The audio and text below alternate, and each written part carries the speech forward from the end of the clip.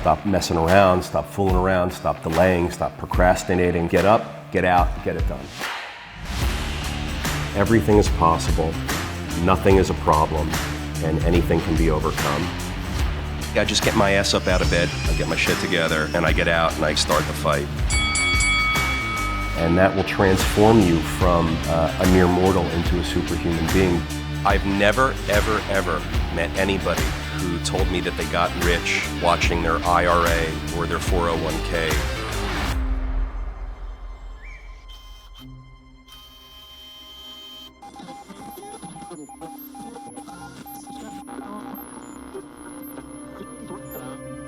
All right, Peter, welcome back. How you doing? George, I'm all right. I wish I could have a camera on you, George.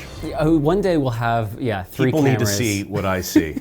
Well, they will when we get to the table. George is rocking a huge, what would you even call that? It's not. I've gotten Salvador Dali before, like that big mustache. It's fabulous. Yeah. His jeans are just perfectly rolled up and cuffed, and they're like floods, so you don't see you see his socks. Yeah. The hat that still has the sticker on it and the brim is flat. I mean, George, you are a sight to behold. Yeah, You're the best looking millennial I've ever seen.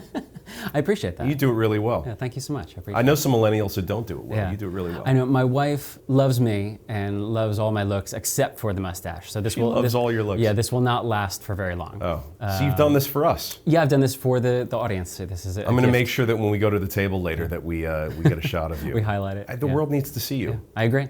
Yeah. I mean, you're more of a brand here than I am with this. You got a look, your voice. Well, if we combine forces, hopefully, we Okay. can change the world. Yeah.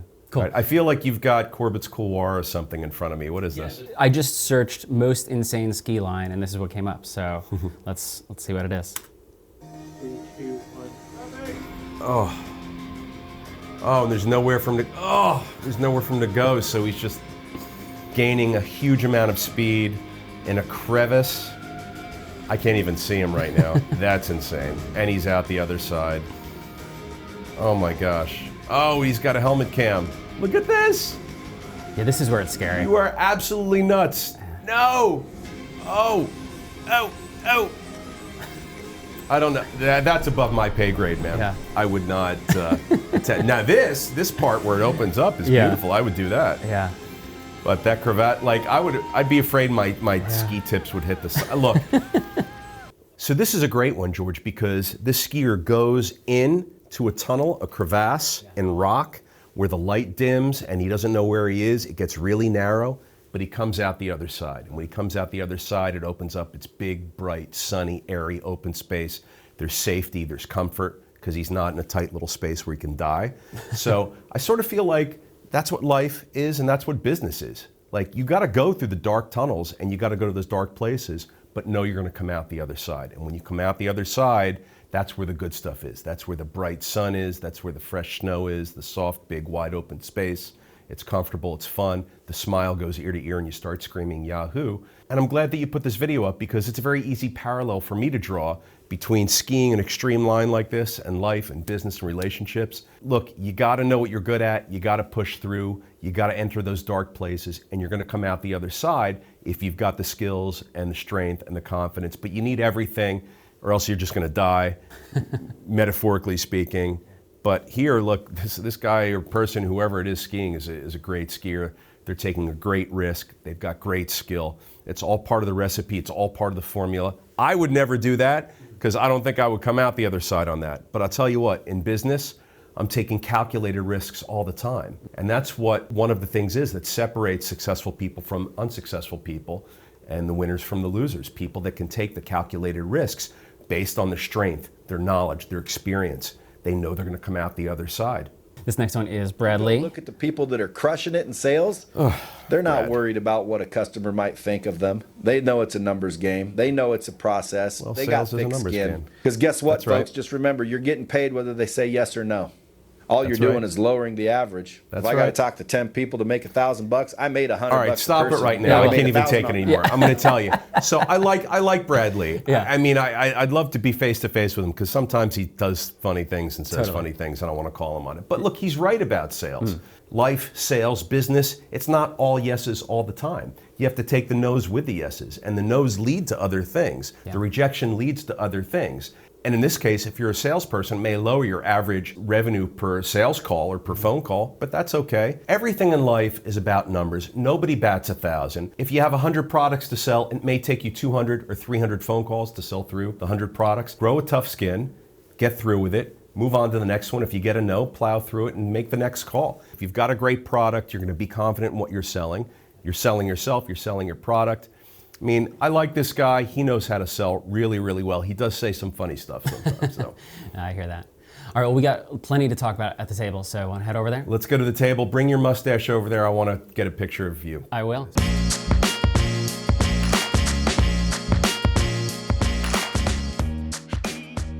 Welcome to the table, Peter. I know you wanted to take a picture of this mustache. I got it, George. Sorry. Let me just. You're forgiven. Yeah. Right. Do you want to look Say at hi to everybody. Yeah. You guys got to everybody. see Hi, this. everybody. Are you seeing what I'm seeing? Look at my George. Look at this guy. I mean, you got to see him with the jeans and the cuffs of the jeans rolled up and the socks sticking out and these fancy millennial shoes that only he could wear. I could never wear those shoes. George, you're amazing. Let's Let's get a little focus in. Yeah. There it is. Yeah. Amazing stuff. I'm lucky I got this guy with me. So how's the week been going for you so far? I've had a lot of travel. I just got back from St. George, Utah. Oh shit, I didn't know. Where? St. George, Utah. It's right there. It's where Arizona, Nevada, and Utah all meet. Yeah. And it is, there's no water out there. I don't know. And it's like the fastest growing county in the country, or one of them. So I don't know where all this water is going to come from, because they need to dig wells to serve all the buildings and the people and the population that's moving there. Yeah. I saw a lot of development. And I'll tell you what, there's no housing controls or rent control out there. They're building housing. Everywhere I look, they're building housing. That was really great. I mean, they got a lot of land out there, and their parts. Right. There's a lot of land. Were you out there for business? I was. Yeah. I went out there. I flew out on Monday, and I came back Tuesday night. Yeah. Huh.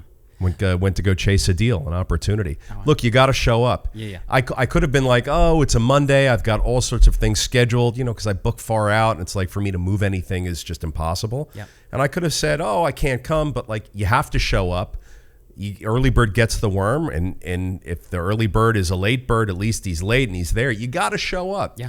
So I went to go show up to chase this opportunity down. I went and met with a potential new partner. Mm-hmm. And we looked at a couple of opportunities, and I liked what I saw. So maybe I'll be telling you more about doing business in Utah. Yeah. Only happened because I went there physically.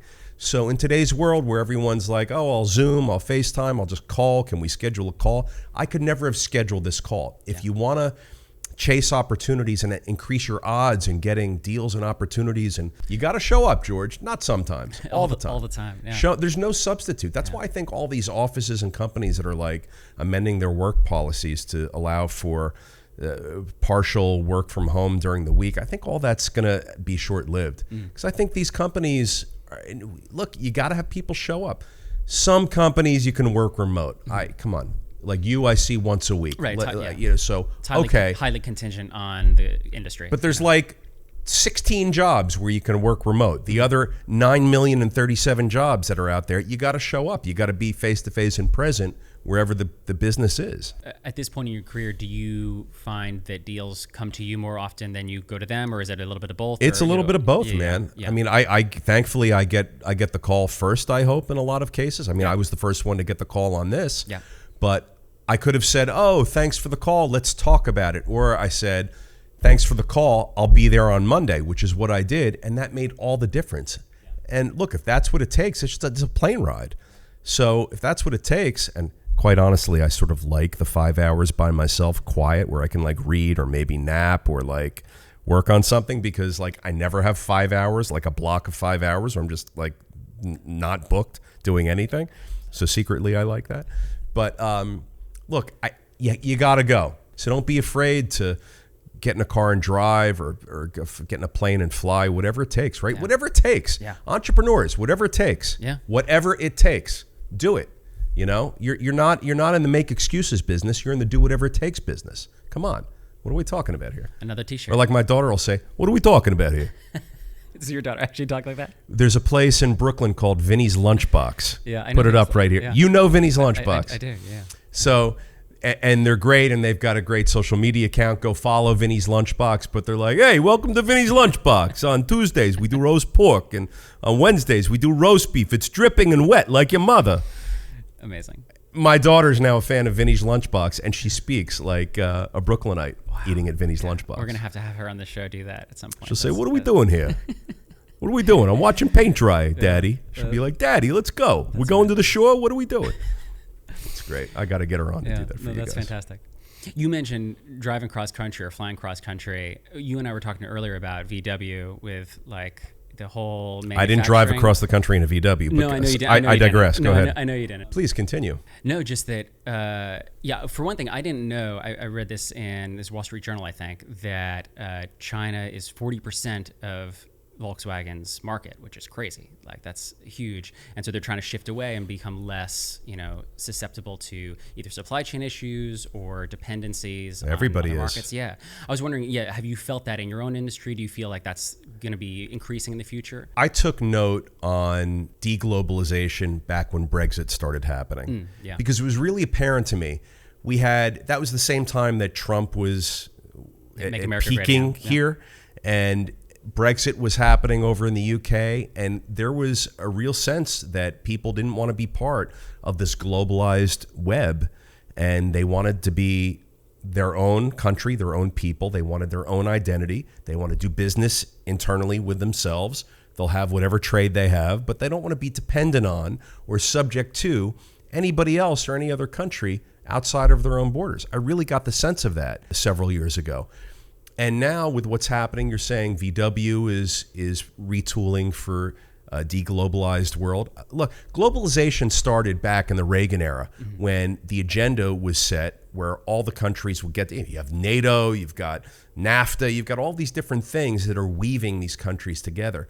And people are tired of it and they're sick of it. And it's not proven to be such a win-win like it was sold to everybody that it was going to be. So now these countries want their own economies. They don't want to be dependent on other people or economies.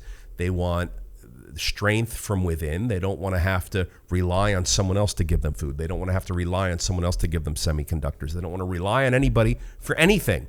So I think, there's a big deglobalization push everywhere, probably not just with VW. Yeah, no, I almost said GW.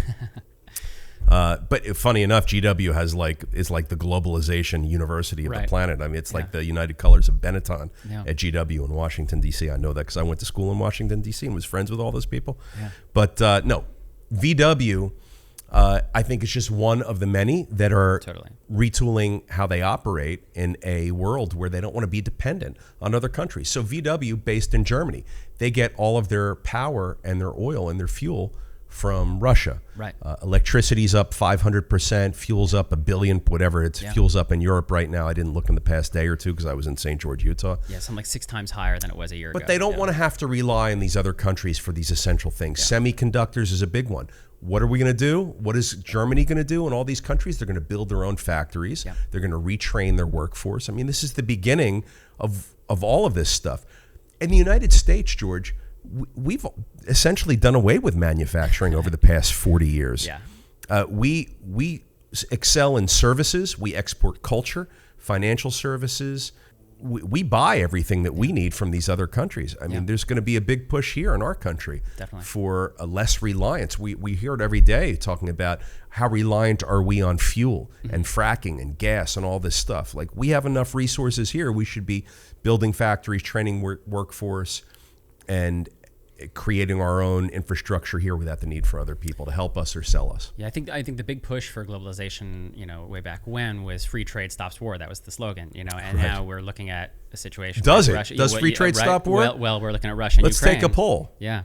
I don't think so. Yeah, so I think that's, the world is reacting to this realization of, if free trade was supposed to stop war and Russia and Ukraine are going at it right now. Companies are taking action, governments are taking action, and the people feel very strongly in all these nations that they want to be their own country of people, and they don't want to be reliant. I've seen it a lot, and I find it interesting that you bring it up in context of Volkswagen. Right, yeah. Signal for the future. Yeah, something like that.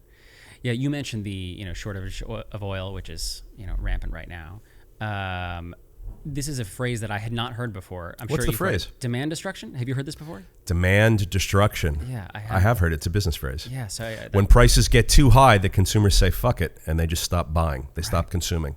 I mean, the article I think I was reading was saying that that's what they see. Is that what you see? Do you see demand destruction on the horizon? I don't know that I see it. I think we're all still consuming a lot, that it's being fueled by all the money that's been printed in our country, at least. For the time being, it's enabling people to spend a lot of money on higher priced goods that they consume. But at some point, when the music stops, people are going to have to make choices and decide if they want to continue to consume at these high prices or find another better, different way. But the destruction of demand is certainly something that is a byproduct of inflation. And we have unprecedented inflation right now. So I think it's very timely that you bring up demand destruction for us to talk about, because to the extent that we're not seeing it right now, today, as we speak on March 30th, we're going to be seeing it soon in a lot of areas. Look, people have to decide. Every summer we go through this, right? Gas prices always rise ahead of the summer months where people go on road trips and the highest demand months for gas and for fuel. And people have to decide, are they going to go on that trip? Are they going to drive to Grand Canyon? Are they going to drive to go visit Aunt Susie across the country? It depends on the price of gas. Yeah. If the price of gas is too high, sorry, Aunt Susie, I'm not coming to visit you. We'll see you next year. You know, people are going to have to decide. Do I want to go to the grocery store and spend? I mean, the price of food is going. I ask people this all the time. I'm like, it's not 6 or 7% of inflation that we're seeing right now. It's like every category I look at is, we've talked about, it's like double digits. And they're like, well, Peter, what? I'm like, everything, fuel, gas, cars, you know. And I say food, and they're like, food? What? What do you mean? I go to the grocery store and it's more expensive? Yeah, you go to the grocery store and it's more expensive. Are you not fucking looking at your grocery bill? Yeah. I mean, onions, don't get me started, dude. The price of food is going through the roof. Yeah. Wheat, you know what's happening in Ukraine. That's an obvious one because we've heard it. But like, well, fertilizer is one that's like, you know, there's a shortage. The farmers can't fertilize their crops because they get like 80% of the world's supply of potash comes from the Ukraine. Yeah.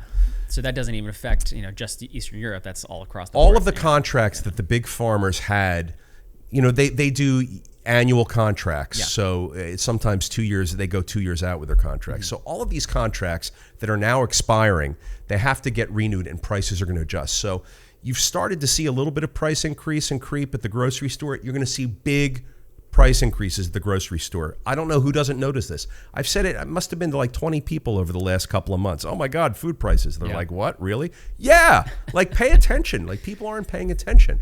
But shit is not 6 or 7% more expensive than it was. It's like 36 or 37 or 57% more expensive than it was. Whatever it is that's happening inflationary wise, it's always tied to the consumer's ability to be able to pay for it. And if they can't pay for it, then either someone's going to come by and invent something new, better, cheaper, faster, smaller. Okay, we'll wait for that. Or a consumer's going to find a replacement or an alternative, or they're just going to stop consuming. You know, so economies are really at a tipping point for this very reason. So many of our conversations cover long-term vision and having a long-term time horizon for investing. Well, I mean, hopefully we're here for a long time. So why shouldn't we be thinking long-term? 100%. Well, my 100. Keep it 100. 100. Keep it 100. I love that people say that. 100. 100%. I try to millennialize with you, George. Yeah, that's what it's. Is that a word, millennialize? It is now. I'm verbing it? Yeah, I'm making a verb out of you, George, my millennial guy. I'm millennializing with George. Is I'm really behind. The millennials are now, you know, getting up there in age. I think we need to be Zoomerizing, you know, as much of the content as we can. I think that, you know, that's the next thing. Zoomerizing. Yeah, the Zoomer generation. But what I was saying was, with being long term, and I guess maybe that's what we're talking about when we talk about millennializing or Zoomerizing, is how do you communicate that and enroll your investors and your employees when it's so easy to think short, you know, near term or short term? Well, I don't have to enroll my investors because people that are accredited high net worth investors that want to invest with me or partner with me typically don't have a short-term horizon. They know that I'm a real estate guy, and that typically real estate's a liquid and more long-term. My employees, I lead by example. I'm always thinking and speaking long-term. You have to think that way, and they see me thinking that way, and I think that they align mentally and with a vision with that for me. I don't have to enroll people. I'll tell you what, though. Typically with inexperienced investors, and there's a lot of inexperienced investors out there. We should talk more about that. But the lower the experience of the investor, the more stress and concern I get from them about the investment horizon and the amount of time that goes by before certain events happen with an investment, the more seasoned investors will say to me, Peter, look, we know it's real estate. We know it takes time. We have this capital. We want to put it to work. We're going to put it with you. Don't lose it. Hope you make us money. And as long as I do that and I service them and I get their K1s to them and they feel confident and comfortable with me, I think I'm doing a good job. But, look, I deliver returns. Younger people who are inexperienced investors are typically way more concerned with daily fluctuations and whether the market's up or the market's down or what crypto's doing or what the S&P 500's doing or, and managing all of that and thinking about all that. And it's bananas because, George, if you're going to be an investor, you got to be a long-term thinker. Otherwise, you're just day trading. And day trading, you've heard me say it a billion times, you can't manage it. You can't count on it. You can't rely on it. Very few people are good at it. I guarantee you that if you're a young or new investor, you're not good at it. So don't be concerned with short-term fluctuations when you should be having a long-term vision. Do you have any recent that kind of inexperienced investor? Is that something you see regularly? Or I don't. Yeah. When I circulate out there, I speak or I address a company or some employees at a company or at a public event where I'm speaking. I'll get a lot of feedback from people, and it'll be a battle between short-term thinking and long-term thinking, and where should I put my money today? I don't know where it's going to be next year, and look. I put my money in real estate or whatever my investments are. When I put my money into an investment, I'm looking at a couple things. So I'm looking at the 30,000 feet above sea level analysis. Do I like the space? Do I like the environment? Do I like the team? Do I like the wind at my back? Is there a wind at my back? And if I feel comfortable about those few things, I'll do a deeper dive and I'll look at some details. I'll look at financials. I'll look at sales and revenue and interview the CEO a little bit. But the big stuff has to really be there for me. It has to be a good space. It has to be a good market opportunity, and it has to be a good team. And, if those things all align, I invest, and I just, I know that I'm going to have my day at some point. For the most part, there's always risk. There's always a chance that things will happen and your investment won't pay out. But I've been a professional investor for over 30 years, and 99% of the time my investments are good investments, and I really don't have any examples of big losses or any significant losses. So, and I think the reason for that is that I assess the market opportunity and the space and the environment, the legislative, the political environment, all the things that we've talked about. And I think younger people are more concerned with a faster result, a quicker buck. They don't really understand the technicalities of investing. They don't understand risk. They don't understand risk reward. They don't understand hedging. They don't understand, how to manage the various metrics and inputs that go into being a manager of investments. Right. And look, when you invest once or if you invest for 100 years, you're a manager of your money. You're a manager of investments. You have to know about these things. Generally, I look for situations that make me comfortable, and I just let the money cook. If I'm looking for shorter term opportunities or get in and get out or day trading, it's just not the way I roll. I don't want to pay taxes on that stuff. I want the benefits of longer term investing. Maybe I want to borrow against a portfolio that's appreciated. Maybe I want to just hold it in cash flow, an investment for the long term, pass it on to a child. There's all sorts of that kind of stuff that comes into play, at least at my age. But if for a younger investor that hasn't been around the block as much, I find them way more concerned with making 10x and 20x quickly and in and out and all this stuff. And I just don't know where those opportunities are, because if they were readily available and if they were great and robust, everybody would be doing it. George, I don't want to ever try to time the market. I don't want to ever try and be smarter than the guys who are the smartest in the world in managing market fluctuations and timing markets. It's impossible for me. I can make guesses. At best, it's just going to be a guess. And I'm decently adept at this stuff, and I've got some skill and experience. But there's experts at market watch. There's experts at market analysis. I'm not really one of them.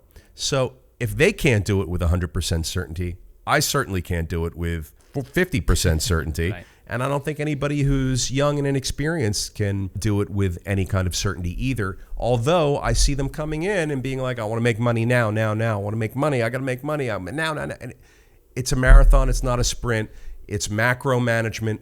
You can sprint at the micro level, but look, it takes time. Yeah. Wealth, success, investments, being good at it, it takes time. If you're in your 20s, if you're in your 30s, develop a strategy, develop things that you just won't budge on, and invest within that criteria. So Peter, people love our lease tips, and we haven't done one in like a long time. It's been, I think, I like your lease a few tips. months. Well, thank you so much. You've got very nice lease tips. Thank you very much. I Love your appreciate tips, George. So do you have any tips that we can, get We to haven't the done a audience? lease tip in a while, right? Yeah.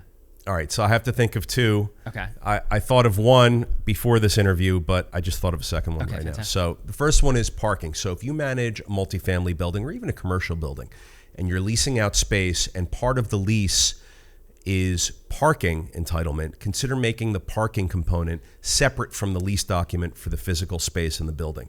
I get more flexibility if you're occupying my parking space on a month-to-month automatically renewing license than I do if I give you a long-term lease for a parking space. In a long-term lease, if you stop paying the monthly parking fee, I have to take you to court. I have to evict you from the parking space. It's very odd. It takes a long amount of time. I mean, you could get away with murder and not paying me anything. So what I do is I have auto renewable licenses. Every 30 days they renew and people pay the parking fee. And if they pay, they can park. And if they don't, they can't park. And we can tow them, and it's in the agreement. And it's all separate from their living arrangements in the apartment, because I don't want to muddy those waters. Because in today's world, I take people to court to evict them for non-payment of rent on their apartment. And they park there and they're living in the apartment, and it's tying me up too much. I want flexibility and ease in managing my real estate. Now, I know that when I rent an apartment, I have to issue a 12-month lease, and I want to issue a 12-month lease because it gives me security doing long-term. I don't do short-term leases. But with parking, it's different, George. With parking, I use a short-term license, not a lease. Look into it. It automatically renews every 30 days. If I want to increase the price in 30 days, I can, and it's not subject to local rent or housing price controls. I can make parking $1,000 a month. I mean, I never would. Someone talk about demand destruction, that would be too high a price and someone wouldn't pay it. But I can go from $100 to $125 to $150. I'm in a seasonal area in some of my properties, and maybe that would be good for me to have that flexibility to reduce the pricing off season and increase it in the high demand season. So there's those things to consider. You can't do that if you're locked into a long-term lease. So for my parking, I do short-term licenses. So lease tip number 2, we just talked about this last week in our company meeting, plumbing. We make sure that our residents know how to operate and use the plumbing. People will often flush baby wipes and sanitary products and all sorts of things in the toilet, and it clogs up the toilet. And then we find it, and then we can trace it to the apartment, believe it or not. Oh, wow. And then we have to have a plumber come in and do an expensive repair bill. We're going to charge our tenant for that. It sounds crazy. I don't want to charge for tenants for that. Right. But we don't want them to use the plumbing for this purpose. That stuff should be thrown out in a trash can. And I think we can all agree, that's the better way to roll with it. But the building can't handle a lot of these uses and demands that the residents are putting on it. So we put in the lease documents that look, use your bathroom for going to the bathroom. Don't use your bathroom as a trash can. That's all we're saying. And if we find that you're using your bathroom for a trash can, because we go and we look in your lead bend, and your lead bend under your toilet is all clogged with whatever, you're just going to have to pay for the plumber to come and do that because, you caused that. And I'm not trying to be a burden or unfair or a big bad property owner to my residents. We have a great relationship with our residents.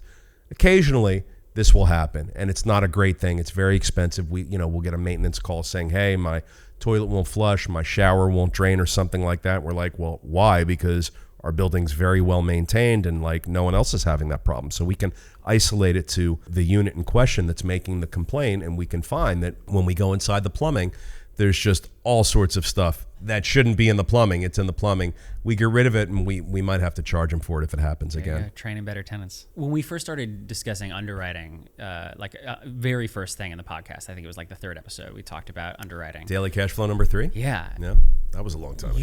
It was a long time ago. You brought up delta and finding the delta and how important that was. I was wondering if we could dig back into that a little bit. You're referring to the mark to market, the difference between in-place revenue and where it could be? Yes. Yeah. Okay. So, I'm a value add guy. I want to buy real estate where I can add the value, where I can increase the revenue. So it's absolutely key for me to buy a building where the rents are at a certain level below market, but they could be at market, or I could create even a new market I could raise the ceiling, raise the roof, and create a new bar for what revenue could be if I renovated, if I landscaped, if I put in security, if I offered new services, products, or amenities to my residents or tenants. They would pay more for those services or amenities. So I'm looking for those opportunities. I'm typically not going to find it in brand new Class A product. I'm typically going to find it in Class B or C product that's really well located, that was perhaps mismanaged or long-term owner managed for many, many, many years, where the complacency of the ownership and the management just never really forced a situation where cutting edge practices or services were offered to the residents, so they just weren't getting the maximum revenue out of it. So I'll give you a couple of examples. Obviously, we talk about renovating apartments, making new bathrooms and kitchens, and putting in flooring and getting more money for apartments. And people are willing to pay. It's funny. People are willing to pay the higher price to get the increased services. It's not like we're forcing anything. Right. I don't want to create the illusion that it's like we're forcing something on our customers where they don't want it. They're thrilled. I mean, people that are living in dated apartments are craving for new updated amenities and apartments. So it's amazing the revenue you'll find by creating storage areas in basements, or package delivery rooms, or creating cell phone antenna revenue from a roof that's unused or underutilized. And so I'm looking for those types of opportunities, because the market is what the revenue will be when all of those things are firing and generating the income. And the mark to market is the delta between what it's generating now and what it could be. So I'm always looking for that delta.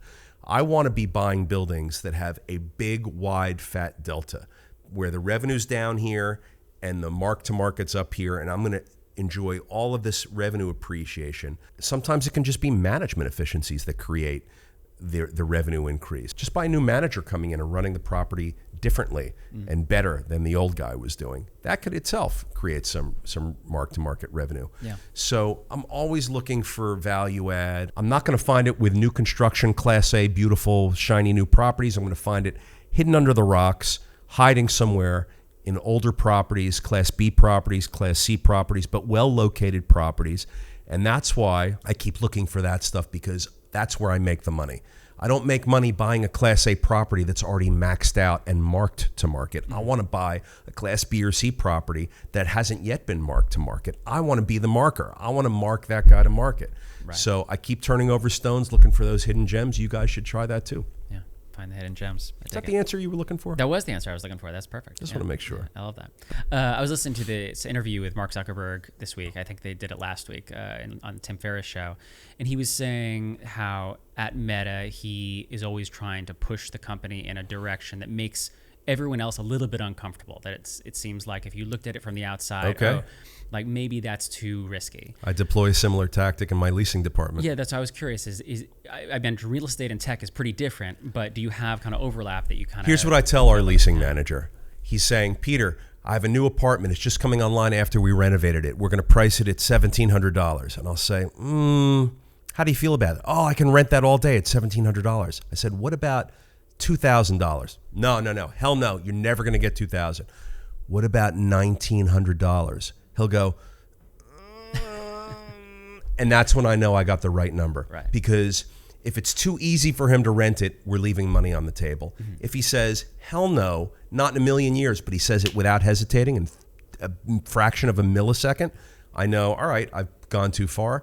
If I make him uncomfortable, if I make him go, oh, I don't know, maybe, but I know that that's the right number, because I want to push, right? Yeah. I don't want to be within the confines of normal day-to-day operations and complacency.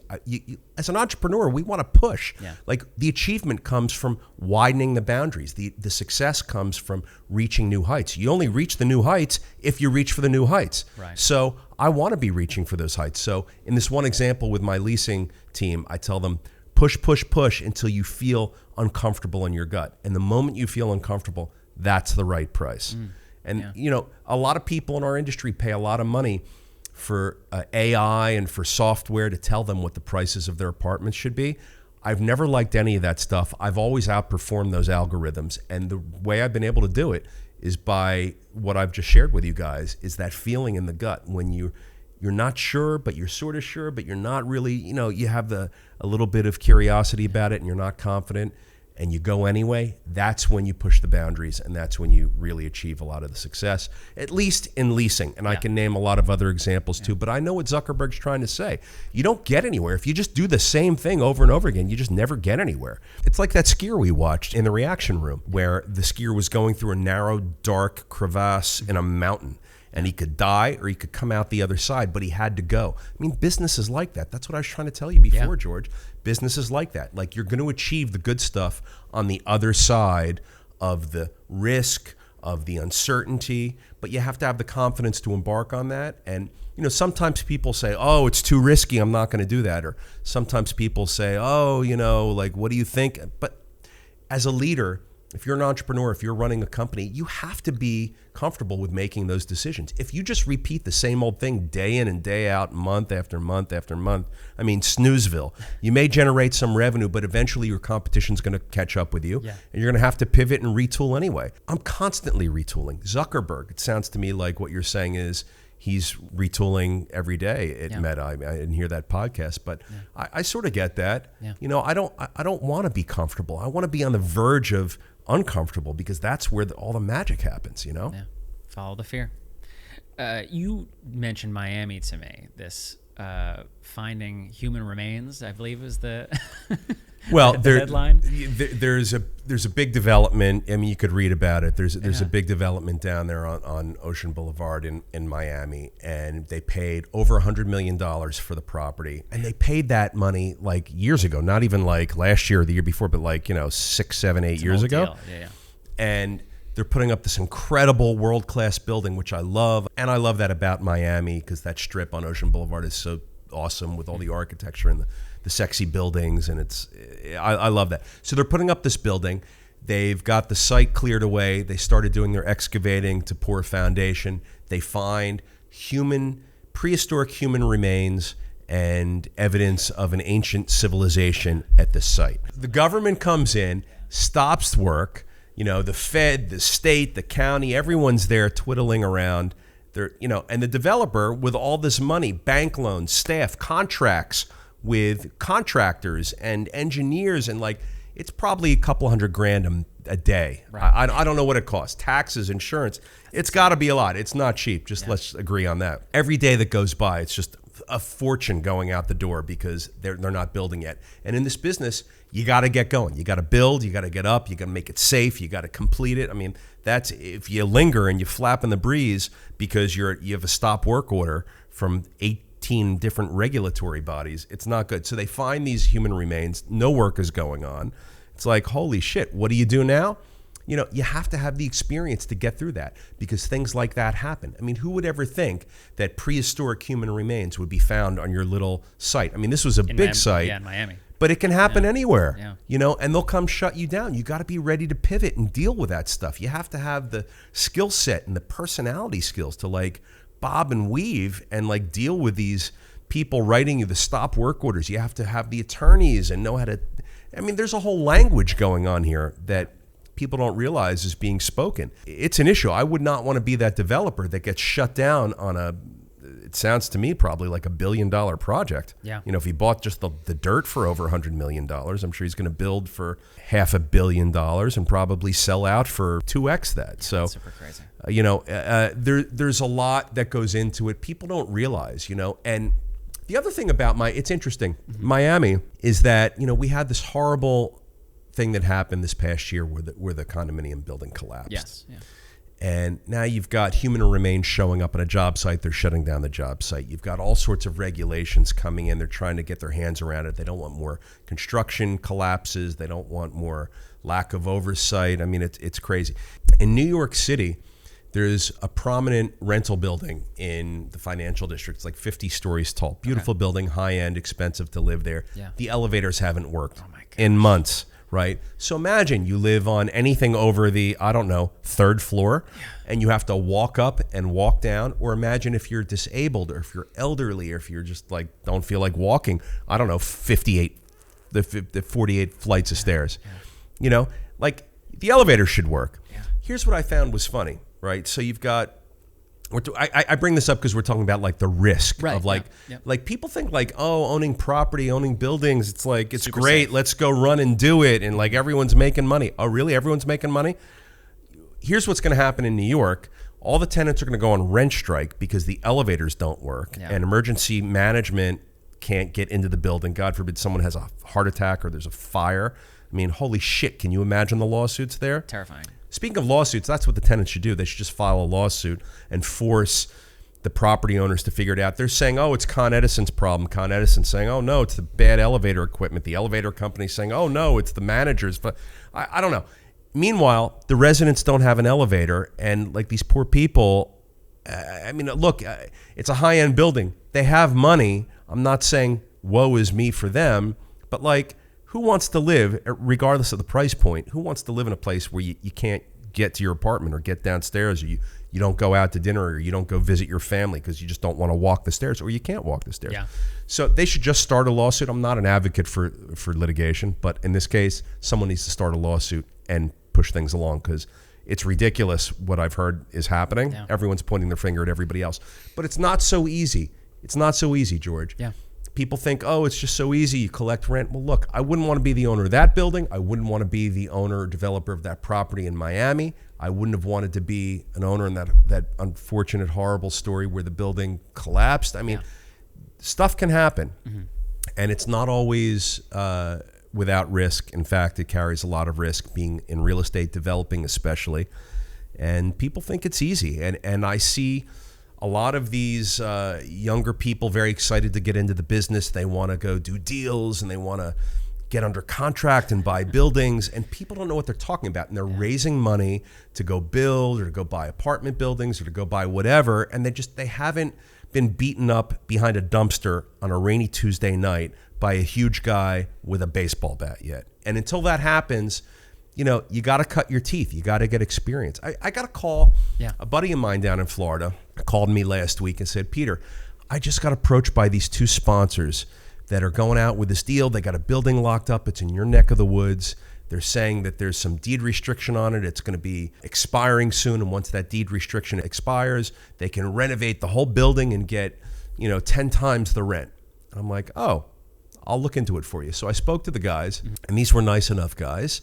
They've been in successful real estate companies, employed at these real estate companies. So they were exposed to the real estate industry and they wanted to go out on their own and do deals. So they were telling me about the deal. And they said, oh yeah, this deed restriction is going to expire. We're going to make all this money when it expires. I said, oh, have you looked into the rent control issue in that town? Because I know the town, it's like 2 towns over. Yeah. And I own property there, so I know everything about the town. Have you looked into rent control? Because what happens when the deed restriction expires, then you have the rent control overlay. What's your plan? And there was like silence. And then I heard the one guy sort of stick his chest out a little bit. He was like, oh, well, we'll just look into that, during the 45-day free look that we have under contract for our due diligence period, and we'll make our seller. Blah, blah, blah. I said, oh, really? So it was clear to me that they had no idea that there was rent control. Right. It was clear to me that they had no idea what the specifics were about the deed restriction expiring and what would be the governing bit of legislation that they could rely on to get the revenue that they were selling to their investors. The whole deal fell apart. I think they were embarrassed to tell me that they didn't really know when I spoke to them, but they didn't know. And they were supposed to send me follow-up emails and call me back. I never heard from the guys again. So when they spoke to me, I shed light on their own deal. It wasn't even my deal. It was their deal. I was the one that shed light on this massive impediment to them achieving their business plan. Thank God my buddy didn't wire them money and invest with them. Right. Yeah. And I see this so much with young people and just people wanting to get into the business of sponsoring investment opportunities. Be careful who you put your money with. You want to put your money with someone who's experienced, who knows what they're doing, who has a track record, who knows the intimate ins and outs of the market. You can't be in Indiana and come to New Jersey and expect to kick some ass if you don't know the local ins and outs. And I can't expect to go to St. George, Utah, if I don't know the local ins and outs. Yeah. Real estate is local. You have to know what drives it. You have to know the politics. You have to know the rules. These guys didn't. My buddy was about to wire them a couple $1 million, and I'm glad he didn't. I wish for everyone out there, get started with investing, yes, but just be careful who you put your money with. You want to go with an experienced person and an experienced sponsor of a real estate, if it's a real estate deal. Yeah. So you want to make sure that the sponsor, the general partner you're investing with, knows what they're doing. Otherwise, you're just going to get stuck. And when you ask them about it later, they're going to say, oh, well, this, and they're going to make excuses. You don't want excuses. You want to put your money with someone who's experienced and knowledgeable and who has a track record. You want upside. You're taking risk, but you don't want to take risk that you're putting your money with a wrong guy. The risk you should be taking is, I'm putting my money in real estate. Maybe it'll go up 5%. Maybe it'll go up 8%. Maybe it'll go up 12%. That's an okay risk to take. But the risk should not be, am I putting my money with the right person? Don't ever take that risk. And if there's any birdie who's whispering in your ear, maybe this isn't the right person, listen to that birdie. Don't write the check.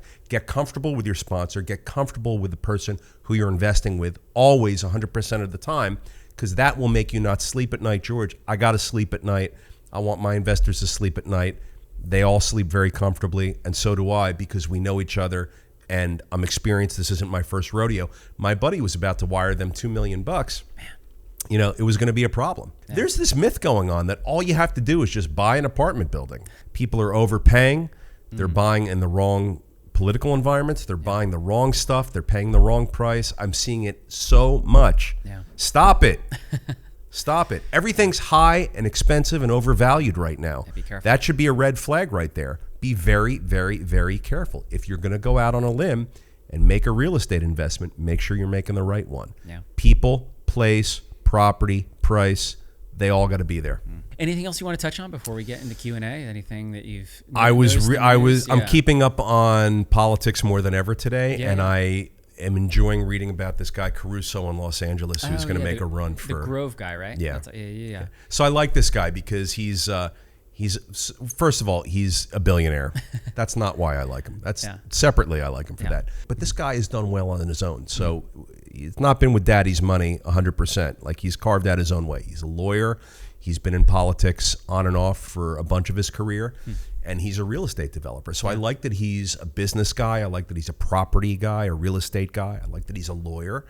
You know, he's not one of these like inexperienced leaders or like people that don't have leadership backgrounds or don't come from a place of having persevered and won in the private sector. Like, I sort of appreciate those qualities in politicians more and more these days, rather than people that just sort of speak theoretically and ideologically. I like this guy. Yeah. I mean, I think he's a make things happen guy, from what I can tell about him. And I think Los Angeles is, look, everything in California is just... I mean, if you're navigating California effectively in the real estate market, you have to be doing something. I like this guy for California. I like him for Los Angeles. I think he's an accomplished guy, and I think he's going to accomplish a lot for LA. That's just my initial impression. And I wish we had more people with this type of resume who are able to run for public office in all these other states and towns, because we need it. You know, I think there's a lack of talent. I want someone who's run a business successfully to run the business of running my state or city. I don't want to have newbies or like just talking heads come in and set legislation based on ideas and theoretical. So, you know, I like this guy, and I want to keep my eye on him because maybe we'll convince him to move to New Jersey and clean this place up if he has any luck out there. Can show up on the Daily Cash Flow, have a conversation. Oh man, let's get him on. Call him. Let's get him on the Daily Cash Flow. Let's interview Rick Caruso on the Daily Cash Flow. We should do that. That'd be great. Cool. George. No, I'm on it. All right. That's my job this week. All right. I mean, I just didn't want to like have that be rhetoric for our podcast. I really want you to look at it. Yeah, no, I'll add that to the to list. Yeah, okay. Cool. Sounds good. Head over to Q&A. Let's go to Q&A, all right, man. next time you see me, I probably won't have this mustache, so make sure you take it all Let's, I just, you know, for those people out there who may have joined us late, let's just do this one more time. Yeah. This is George. Say hi. Hi, how you doing? All right. Cool. All right, sounds good. Thank you, guys. Thanks, everybody.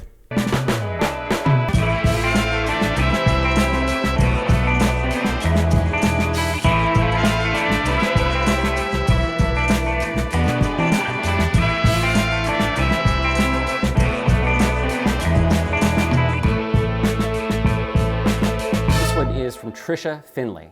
Who? Trisha Finley. Where's she from? I know Finley from Florida, so I'm going to say she's from Florida. I know a Trisha. Yeah. So her question is, as a property owner, I'm having a difficult time vetting tenants. I never expect this job to be easy, but how do you effectively screen for tenants to improve your chances of a smooth relationship? Trisha, several ways. First of all, get everything on a system. Have a standardized form that you work off of.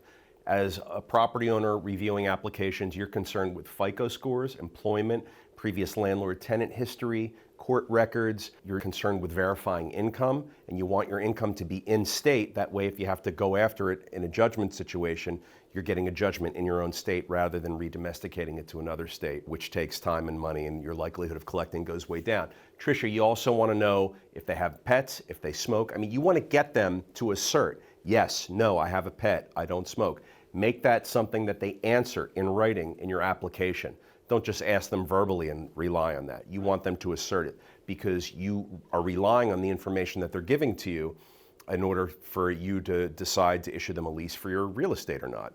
So you want their assertions to be in writing. You want to know how many people are in their household, because sometimes people will apply for an apartment, but they'll have 37 people moving into the apartment. You don't want that. So they have to, again, assert how many people are in the household. You want to underwrite everybody that's going to be in the household, not just the primary applicant, but if they're a couple, they both get underwritten. If it's friends or roommates from school or something like that, everybody goes on the lease, everybody gets underwritten, because you want to control who comes into your real estate and who you're giving access to your real estate.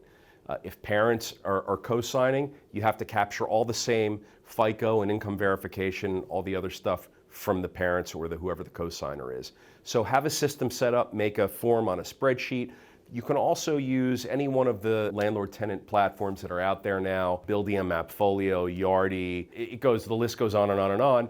They all offer intake and application screening features, so you can have your applicants go to a link that you send them and they can fill out all their information, and you can capture that data. It's an important thing to do. It's an important thing to do well. You always want to know who's moving into your real estate, who you're giving access to your real estate to, and you want to make sure you're getting the best quality applicants that are in your marketplace. So Tricia, great question. You want to stay on top of that stuff, manage the hell out of that stuff, micromanage it, because those are the details that are going to drive your rent roll and your ability for your tenants to pay rent. You want to get the quality people that are in your marketplace coming into your building. So do it manually, either create some sort of spreadsheet form or go to one of these online platforms. They'll help you put together a digital application, but you want to capture this data and manage the data and make sure you're approving or denying applications based on FICO, based on income and verification of the income and other things which you're allowed to. Also familiarize yourself with Fair Housing Act and the things that you're allowed to screen for and not allowed to screen for, because you want to make sure that you're compliant with the law. All right, details drive details. I love that. They do. Cool. Thanks, Tricia. Thank you. Have a good week.